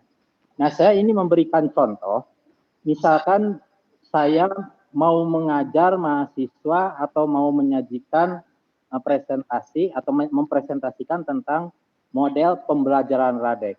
Nah, seperti apa pertanyaan pembelajarannya? Nah, di sini saya memberikan contoh-contoh pertanyaan pembelajaran untuk model pembelajaran Radek. Jadi, pertanyaan pembelajaran itu adalah pertanyaan-pertanyaan yang diajukan guru kepada peserta didik sebelum mereka melakukan pembelajaran secara formal. Jadi secara formal di sini maksudnya ada interaksi antara guru dengan siswa atau siswa dengan siswa. Biasanya itu terjadi di kelas. Nah, kalau zaman sekarang, zaman COVID, mungkin interaksinya itu ketika ada Zoom meeting atau Google Meet. Nah, itu saya anggap sebagai pembelajaran yang formal gitu. Jadi ada orang lain tempat berinteraksi dengan seorang siswa. Jadi itu pertanyaannya itu. Jadi diberikan sebelum adanya interaksi dengan orang lain. Jadi sebelum siswa berinteraksi dengan orang lain. Kemudian pertanyaan itu apa yang harus dirumuskan? Nah, di sini walaupun model model pembelajaran Radek itu seperti itu, tapi bisa saja orang punya pendapat yang berbeda tentang apa yang penting yang harus dikuasai pendengar atau dikuasai siswa setelah belajar tentang model pembelajaran Radek itu. Jadi kalau ibu misalkan mau mengajarkan topik koloid, nah ibu bapak mungkin antara si A dengan si B akan berbeda pandangannya tentang apa yang harus dikuasai siswa setelah belajar itu. Nah, jadi di sini yang disusun itu sesuai dengan pandangan atau pendapat guru atau pendapat pengajar tentang aspek kognitif apa atau pengetahuan apa yang harus dikuasai siswa setelah belajar tentang A begitu. Nah, tentu saja ini bisa berbeda antara satu dengan yang lain. Nah, ini sebenarnya bagi ibu bapak pengajar di perguruan tinggi itu bisa menjadi topik penelitian sejauh mana calon-calon guru kita atau guru-guru kita yang ada di lapangan mampu mengidentifikasi apa yang penting sebenarnya dari suatu topik materi pembelajaran. Jadi seperti itu. Nah, kemudian pertanyaan pembelajaran itu disusun sesuai dengan urutan pembelajarannya. Jadi kalau dalam pembelajaran tradisional tentang misalkan tentang tadi topik multiliterasi, maka saya ingin siswa itu tahu mengapa sih multiliterasi itu penting zaman sekarang. Kemudian kita juga ingin tahu si siswa itu tahu yang dimaksud dengan multiliterasi itu apa. Tahu bagaimana cara mengembangkannya. Dan selanjutnya. Dan urutannya itu kalau diceramahkan kan ada urutan tertentu. Nah, di sini kita coba buat pertanyaan-pertanyaan yang jawabannya itu tentang multiliterasi tersebut dan disusun sesuai dengan urutan materinya. Jadi tidak bolak-balik begitu. Kemudian yang berikutnya, karena kemampuan berpikir itu penting, di sini ketika kita menyusun pertanyaan pembelajaran itu harus memikirkan aspek berpikirnya itu seperti apa. Jadi kalau bisa sebagai seorang pengajar harus mampu menyusun pertanyaan tingkat tinggi walaupun dari materi yang sederhana. Kalau kita berpikir bahwa siswa itu harus bisa berpikir kritis, cobalah buat pertanyaan-pertanyaan yang sesuai dengan materi yang mau dipelajari, tapi itu menuntut siswa berpikir kritis. Kalau kemudian kita ingin siswa itu bisa punya kemampuan berpikir mengevaluasi, maka buatlah pertanyaan-pertanyaan yang relevan dengan materi yang dipelajari, tapi menuntut kemampuan mengevaluasi seperti itu. Kalau siswa misalkan, kalau kita menginginkan siswa setelah mempelajari materi tersebut, dia bisa menjelaskan fenomena pencemaran lingkungan, tinggal dibuat saja pertanyaan yang bisa menunjukkan apakah dia bisa menguasai itu secara mandiri atau tidak. Jadi di sini pertanyaan pembelajaran itu seperti itu. Nah, di sini saya memberikan contoh pertanyaan pembelajaran untuk materi model pembelajaran Radek yang tadi saya tayangkan itu. Yang saya tanyakan.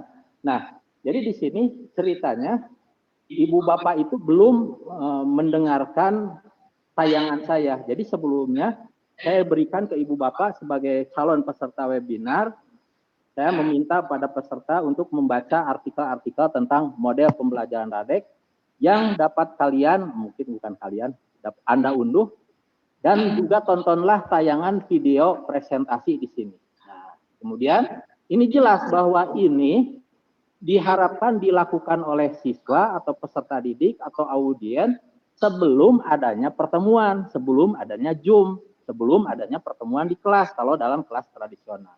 Nah, setelah itu kalau membaca saja, kalau menonton saja mungkin audien tidak atau siswa tidak tahu apa sih yang penting dari tayangan itu. Apa sih informasi yang harus saya serap dari sana? Kemampuan berpikir apa sih yang... Nah, kalau itu tidak jelas, makanya di sini pertanyaan-pertanyaan pembelajaran itu bisa membantu pembaca, audien, siswa untuk bisa tahu, oh ini yang penting, ini yang penting. Tidak masalah siswa mau membaca atau tidak masalah. Yang penting kita sebagai guru sudah memberikan jalan pada peserta kita untuk belajar rajin. Kalau ternyata mereka tidak mengikuti apa yang kita perintahkan, berarti dia itu perlu dibimbing untuk menjadi orang yang rajin.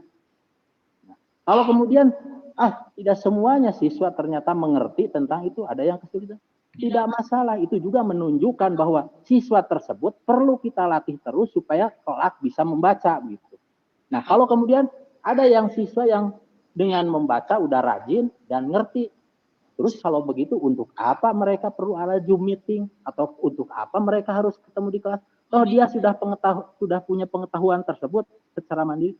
Jangan khawatir tadi. Jadi di kelas pada tahap diskus itu siswa yang sudah rajin, sudah mengerti, punya kesempatan untuk belajar berkomunikasi, menyajikan atau mengkomunikasikan apa yang sudah dipahaminya. Bagi siswa yang tadi sudah rajin tapi belum mengerti, maka dia punya kesempatan untuk belajar dari orang yang tingkat perkembangan kemampuan berpikirnya tidak jauh berbeda, sehingga si anak tersebut punya kesempatan untuk belajar dari teman sejawat. Nah, dari teman sejawat itu katanya lebih mudah dipahami daripada dari guru.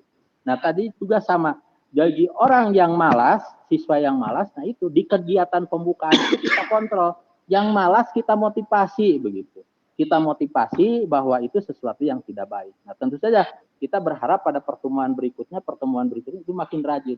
Nah, dengan menggunakan model ini, karena siswa yang malas itu tahu bahwa di kelas itu ternyata guru tidak ngajar langsung, tidak langsung ceramah, tapi langsung diskusi, si siswa yang malas itu melihat, oh ternyata penting dia baca dulu supaya dia berdiskusi. Nah, akhirnya hasil penelitian kita itu selalu menunjukkan bahwa yang membaca pada pertemuan berikutnya itu selalu bertambah banyak. Nah, itu artinya apa? Dengan model ini bisa membantu mengubah siswa yang malas menjadi rajin karena dia tahu penting untuk membaca, karena dia tidak bisa berdiskusi kalau dia tidak mempersiapkan diri. Tapi beda dengan siswa sudah disuruh baca segala macam menjawab, tapi di kelas kita sebagai guru ceramah, mereka tidak akan punya kesan bahwa membaca itu penting. Justru kenapa mesti baca, buang-buang waktu? Toh nanti di kelas juga dijelaskan oleh guru. Nah, jadi di sini antara RAD di dalam tahap ini itu sejalan gitu, saling mendukung. Kemudian, nah ini setelah Anda menggali sumber informasi, kemudian baca pertanyaan berikut. Nah, ini adalah contoh-contoh yang menurut pendapat saya, si siswa itu atau si audien itu harus tahu misalkan. Kenapa ini tahu? Ya harus dilatih juga supaya punya daya ingat yang kuat gitu. Misalkan ini model RAD ini kapan dimunculkannya. Nah, kalau kita menganggap ini tidak penting, tidak masalah, tinggal buang saja gitu ya. Kemudian apa urgensinya? Mengapa sih perlu ada model lain? Toh model-model dari impor sudah banyak. Kenapa kita mesti liar-liar gitu, mesti pusing-pusing menciptakan lagi untuk Indonesia gitu. Nah, di sini jadi kita atau saya sebagai guru mengharapkan ini dipahami oleh audien. Nah, kemudian jelaskan mengapa proses pembelajaran perlu disesuaikan dengan perkembangan zaman. Nah, ini maaf ini tidak kelihatan perkembangan zaman. Nah, saya misalkan harus tahu bahwa guru atau calon guru itu harus berpikir. Ngajar itu jangan sama dengan cara kita diajari dulu. Karena kenapa? Kalau demikian maka kita itu sama dengan merampok masa depan anak. Harusnya sekarang ketika mau melamar pekerjaan itu misalkan punya kemampuan berkomunikasi, ini hanya bawa bekal ijazah saja. Pas ditanya itu nggak bisa jawab. Misalkan. Nah, jadi alasan. Kemudian berikutnya, saya berpikir misalkan pendidikan dapat digunakan untuk memperbaiki keadaan seseorang. Nah, apakah Anda setuju dengan pernyataan tersebut? Nah, ini ada contoh pertanyaan yang menuntut siswa berpikir, belajar, mengevaluasi. Nah, tapi mengevaluasinya juga tidak setuju. Maka saya susul dengan pertanyaan, berikan alasan untuk pendapat tersebut. Ini berarti siswa untuk belajar berargumentasi, bagaimana mereka setelah mampu menilai, dia bisa memberikan alasan kenapa mereka menilai itu. Saya berpikir bahwa itu adalah sesuatu yang penting, maka saya buat pertanyaan. Tapi kalau saya atau yang lain menganggap ini tidak penting, tinggal hapus saja, ganti dengan pertanyaan-pertanyaan lain. Karena setiap orang berceramah, setiap materi pembelajaran, pasti ada muatan-muatan kognitifnya yang ingin disampaikan. Nah, cuman bedanya di sini, ajukan aja pertanyaan, kenapa kita mesti nyoros terus ngobrol gitu. Toh sumber informasi sekarang sudah banyak tersedia gitu.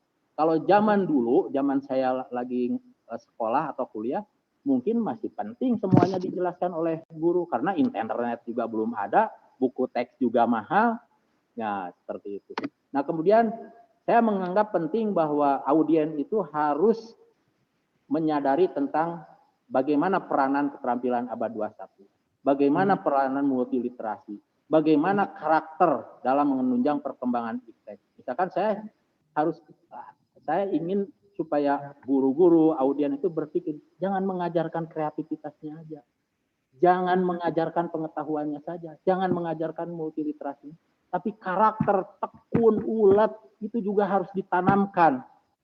Tapi bukan hanya tahu saja, tapi juga mampu menanamkan itu. Kenapa demikian? Saya menyadari kemampuan berpikir kreatif, ingin buat ini, tanpa dilengkapi dengan keuletan dan ketekunan itu tidak akan jadi apa-apa gitu. Oleh karena itu, anak kita itu jangan hanya pinter saja, tekun, ulet juga harus dibekali. Nah, dibekalinya itu bukan dengan cara, kamu harus tekun, harus lagi, bukan. Tapi lewat penugasan-penugasan tertentu yang akan memungkinkan tumbuhnya atau tertanamnya karakter tersebut. Di antaranya ini, menugaskan siswa membaca, kemudian menjawab ini. Itu akan melatih ketekunan, melatih ulet, seperti itu. Kemudian, misalkan pertanyaan berikutnya, saya berpikir bahwa sampai saat ini hanya model pembelajaran impor yang dikenal kalangan pendidik dan dipelajari calon mahasiswa. Kira-kira apa yang menyebabkan keadaan tersebut? Saya berpikir ini penting begitu, untuk menggugah gitu. Oh, ternyata apakah produk impor yang unggul-unggul, atau di kita memang tidak ada yang bisa dipasarkan gitu. Tidak ada yang bisa diajarkan. Nah, kalau misalkan jawabannya itu, mudah-mudahan model pembelajaran LADEK ini menjadi alternatif untuk bisa juga diajarkan pada calon-calon guru. Gitu, seperti itu. Kemudian, saya ingin melatih siswa juga berpikir, atau audien juga berpikir kritis. Maka saya buat pertanyaan, misalkan gini, ketika dulu ada wacana Kemendikbud atau Kemenristek-Dikti akan mendatangkan rektor asing, banyak kalangan akademisi yang protes. Tapi mengapa ketika model-model pembelajaran impor baru silih berganti dipasarkan ke guru-guru untuk diterapkan di Indonesia, tak terdengar adanya kalangan akademisi yang protes? Kira-kira apa itu penyebabnya?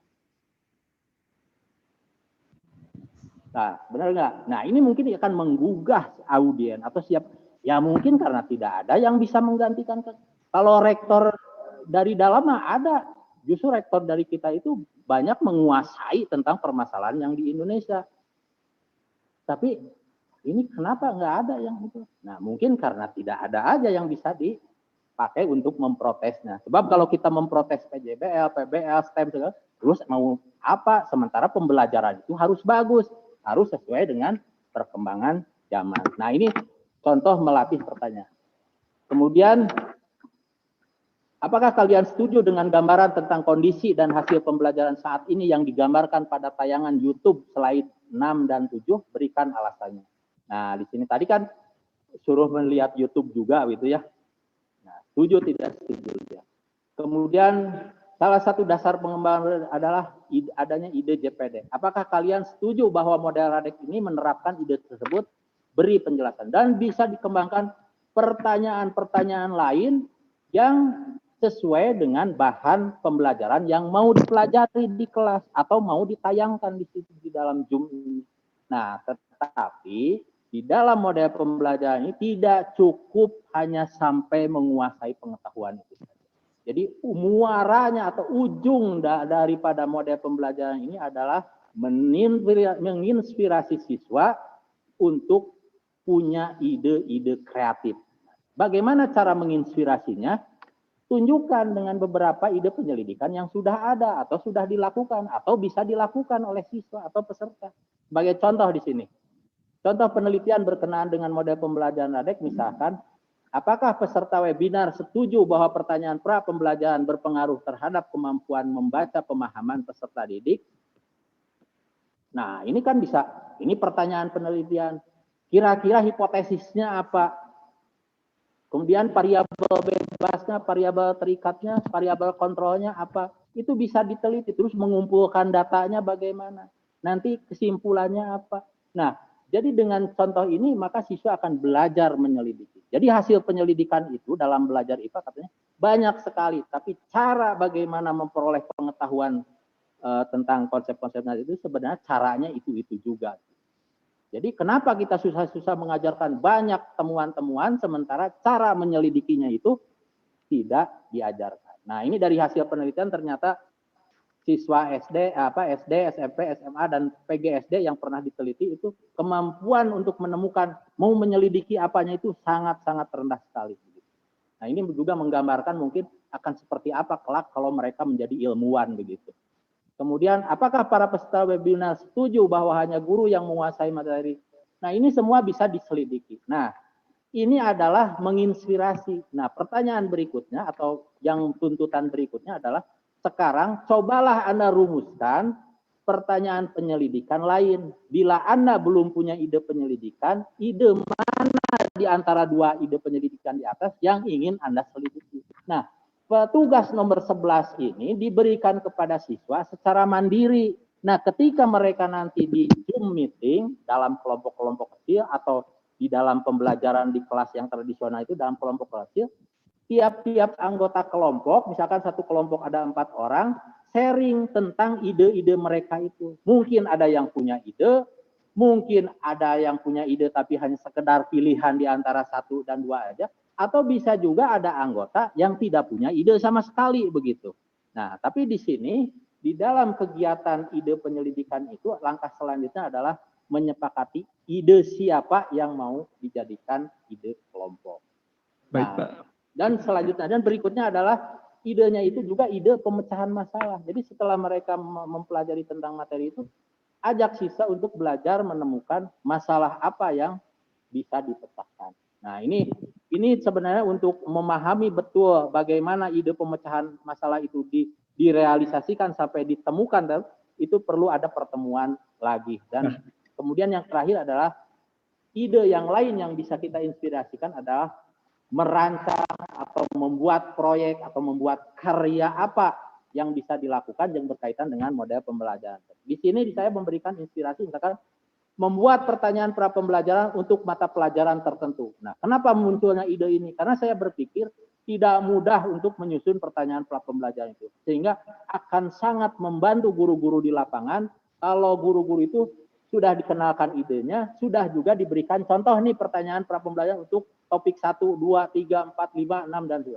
Atau yang berikutnya adalah proyek membuat buku tentang bagaimana implementasi model pembelajaran LADEK ini untuk mata pelajaran tertentu. Nah, seperti saya misalkan sedang menyusun untuk mata pelajaran kimia.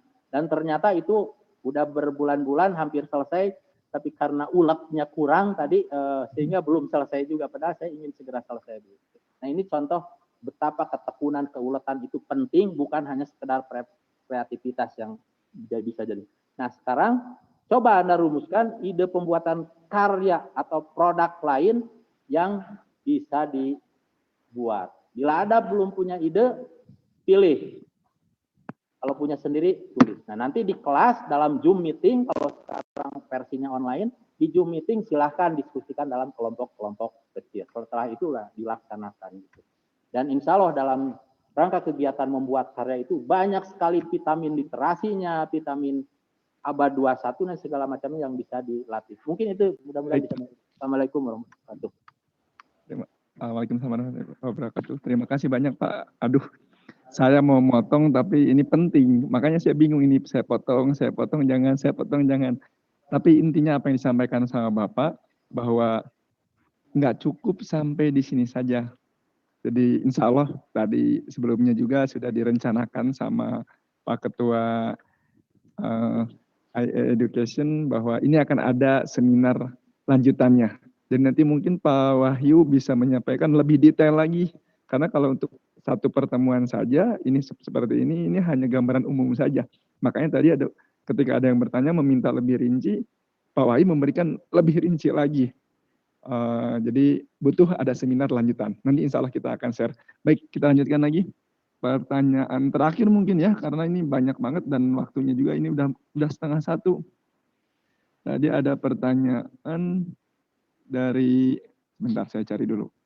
Assalamualaikum, perkenalkan nama saya Devi Novita dari Universitas Kuningan. Izin bertanya, bagaimana cara mendorong kreativitas siswa pada tahap mencipta? Kayaknya ini pertanyaan cocok buat Pak Khairun, karena di tahapan mencipta itu ada pada modelnya Pak yang tadi Pak Khairun disampaikan. Jadi saya mohon izin kepada Pak Khairun untuk menjawab pertanyaan dari Ibu Devi Novita dari Universitas Kuningan. Pak Khairun bisa dijawab? Terima kasih Bapak Parki yang sudah memandu acara, dan atas pertanyaannya saya juga baca di room chat ada beberapa pertanyaan yang mungkin saya rangkum sehingga kemudian satu kali jawaban semuanya tersentuh ya. Katoel kata orang Sunda. Ya, jadi pertanyaan dari Ibu, ada juga pertanyaan apakah bahwa berorientasi engineering ini cocok untuk di kelas rendah, apakah juga bahwa bagaimana tentang desain dalam model Radek gitu. Ya, pada intinya kalau kita berbicara pembelajaran berorientasi engineering, itu kita sedang berbicara pada desain proses thinking skill, keterampilan berpikir desain proses. Desain dan desain proses tentu hal yang berbeda. Kalau misalkan desain seperti sketch, seperti carta, seperti gambaran sederhana dari sebuah proses berpikir, desain proses. Nah, Bapak Ibu, pertanyaannya adalah apakah pembelajaran engineering ini cocok untuk kelas rendah?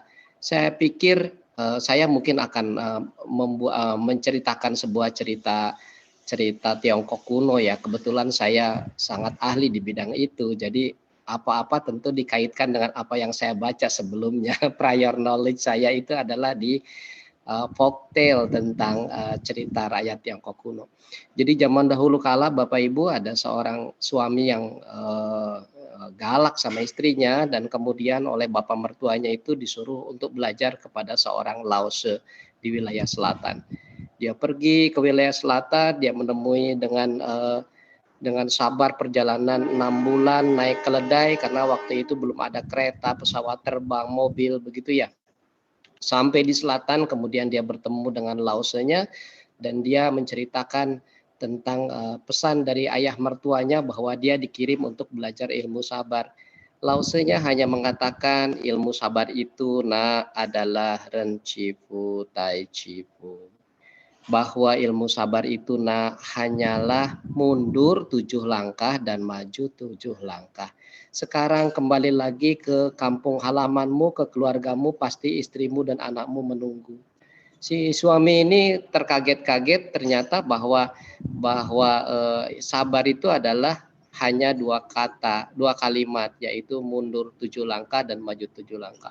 Dalam perjalanan dia menggerutu sambil mengomel, omelannya adalah Ren Chifu Tai Chifu. Sampai di rumahnya malam, dia membuka pintu, tapi malam itu sudah menjelang subuh, semua orang tertidur, dan dia berteriak-teriak memanggil istrinya karena memang orangnya temperamental, kasar gitu ya. Nah, tapi tidak dibukakan. Ketika dia mendorong pintunya ternyata tidak dikunci.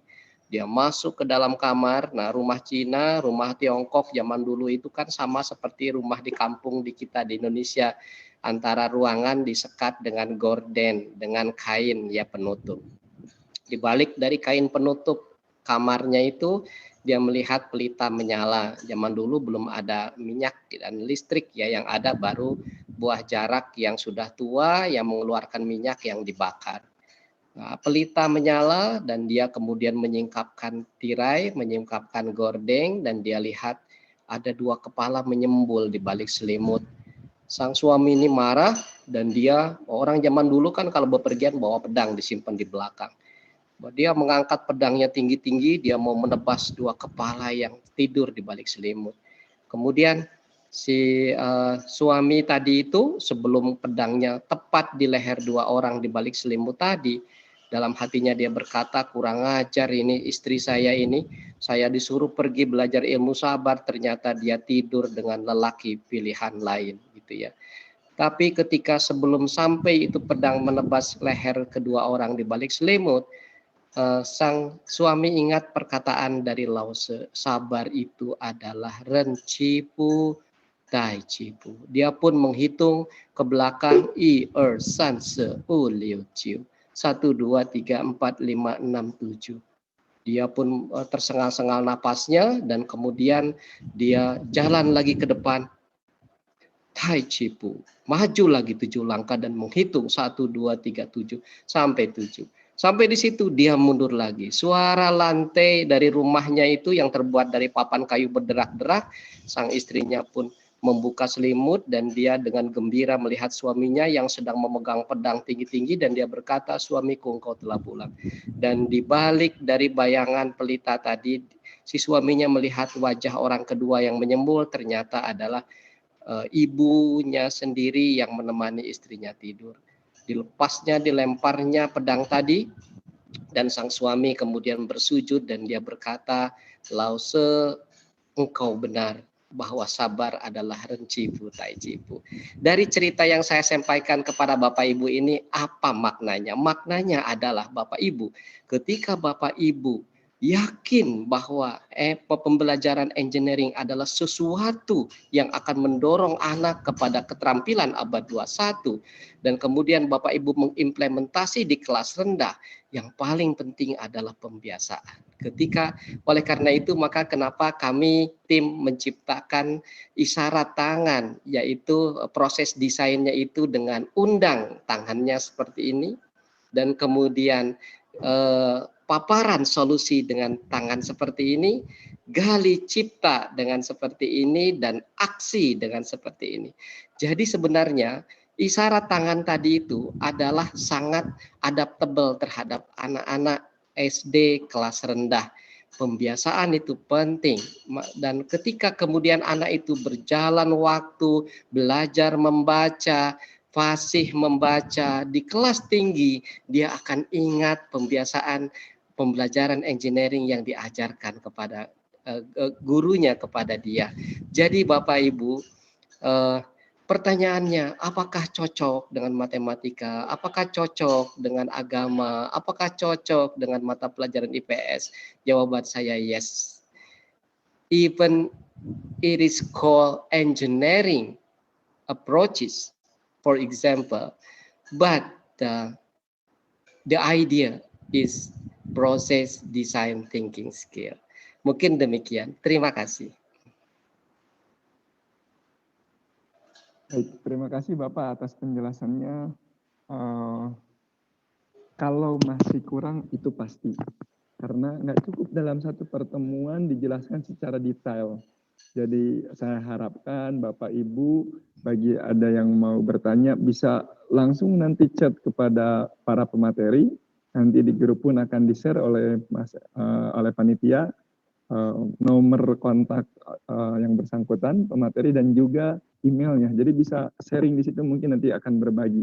Dan juga bagi para peserta yang mau ikut gelombang 2 nanti kita akan buka juga. Sebelum saya tutup, saya akan menyampaikan beberapa hal dari apa yang disampaikan oleh ketiga pemateri, bahwa intinya pembelajaran model RADEC ini adalah model pembelajaran dari Indonesia. Sampai tadi ada yang bertanya, kenapa ketika diwacanakan rektor dari luar, artinya rektornya asing, itu tidak ada yang protes. mohon maaf, banyak yang protes. Tapi ketika model pembelajaran dari luar itu masuk ke Indonesia, nggak ada yang protes. Padahal belum tentu cocok di Indonesia. Nah, artinya sama halnya seperti rektor yang tahu dari rektor orang Indonesia yang tahu bagaimana karakteristik Indonesia, karakteristik kampusnya, jangan sampai dari luar gitu. Selama masih ada yang berkualitas di Indonesia, kenapa enggak pakai Indonesia? Termasuk model pembelajaran. Jadi model pembelajaran pun, kalau ada model pembelajaran asli Indonesia, ya sebaiknya itu yang kita pakai. Kenapa? Karena sudah pasti itu didesain sedemikian rupa sesuai dengan kebutuhan yang ada di Indonesia, pendidikan Indonesia. Dan bahwa model ini dari Indonesia, kita harus mencintai produk sendiri. Sama halnya seperti barang-barang Indonesia, kalau ingin maju, kenapa enggak kita bikin sendiri? Kenapa enggak kita kembangkan punya sendiri? Kenapa enggak kita populerkan keluar? Nih loh model yang didesain oleh produk Indonesia sendiri gitu kan. Nah, saya harapkan tidak cukup satu pertemuan, Bapak Ibu bisa ikut lagi pada gelombang kedua, dan nanti mungkin akan lebih detail, akan satu pemateri, satu webinar. Atau seperti apa nanti panitia yang akan menjelaskannya. Kurang lebihnya saya mohon maaf. Saya akan share, ini ada di Zoom group chat, saya akan kirim link bagi Bapak Ibu yang ingin mengikuti kegiatan lanjutannya. Ya, jadi silakan Bapak Ibu yang mau mengikuti bisa masuk ke grup tersebut, dan juga bagi Bapak Ibu yang mau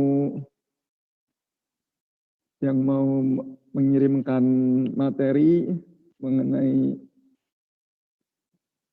yang punya artikel bisa dikirim juga ke bentar.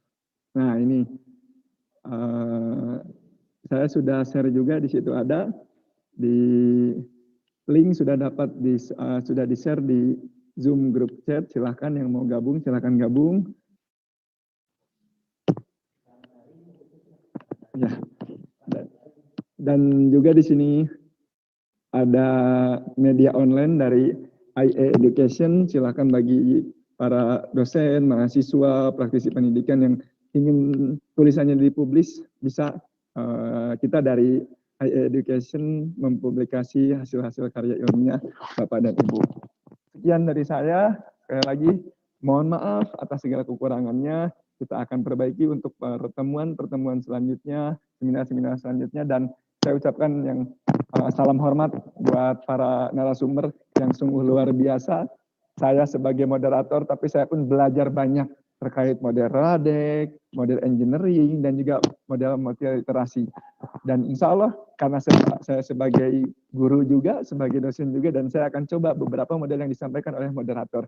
Semoga ini bermanfaat bagi kita semua, dan semoga Bapak para pemateri sehat selalu dan bisa terus mengembangkan model ini, dan kita pun bantu untuk mensosialisasikan model asli dari Indonesia, yaitu model pembelajaran Radek. Sehat selalu Bapak Ibu semuanya. Terima kasih, kurang lebihnya saya mohon maaf. Assalamualaikum warahmatullahi wabarakatuh. Saya persilahkan kembali kepada host. Terima kasih. Terima kasih kepada pemateri yang telah menyampaikannya dengan sangat baik, kemudian juga moderator yang telah memandu acara dengan sangat baik, juga Bapak Ibu yang telah antusias dari awal sampai akhir. Terlihat dari Zoom chat-nya mungkin ya, banyak sekali pertanyaan juga seperti absensi dari mana gitu. Karena alhamdulillah untuk seminar hari ini tadi saya catat mencapai 360 lebih, mungkin 60 peserta, dan itu mencakup dari 28 provinsi gitu, alhamdulillah. Kemudian kami dari panitia juga menginformasikan terkait dengan sertifikat, kemudian file-file pemateri nanti akan diinformasikan lebih lanjut di grup WhatsApp seperti itu. Kemudian kami dari panitia memohon maaf apabila misalnya tadi banyak sekali kesalahan teknis. Mudah-mudahan untuk webinar selanjutnya bisa kami perbaiki lagi. Saya pribadi Indra Suhendra sebagai host. Mohon maaf apabila ada salah-salah kata. Mungkin cukup sekian untuk pertemuan kali ini. Ditutup dengan alhamdulillahirabbil alamin. Wabillahi taufiq hidayah. Wassalamualaikum warahmatullahi wabarakatuh.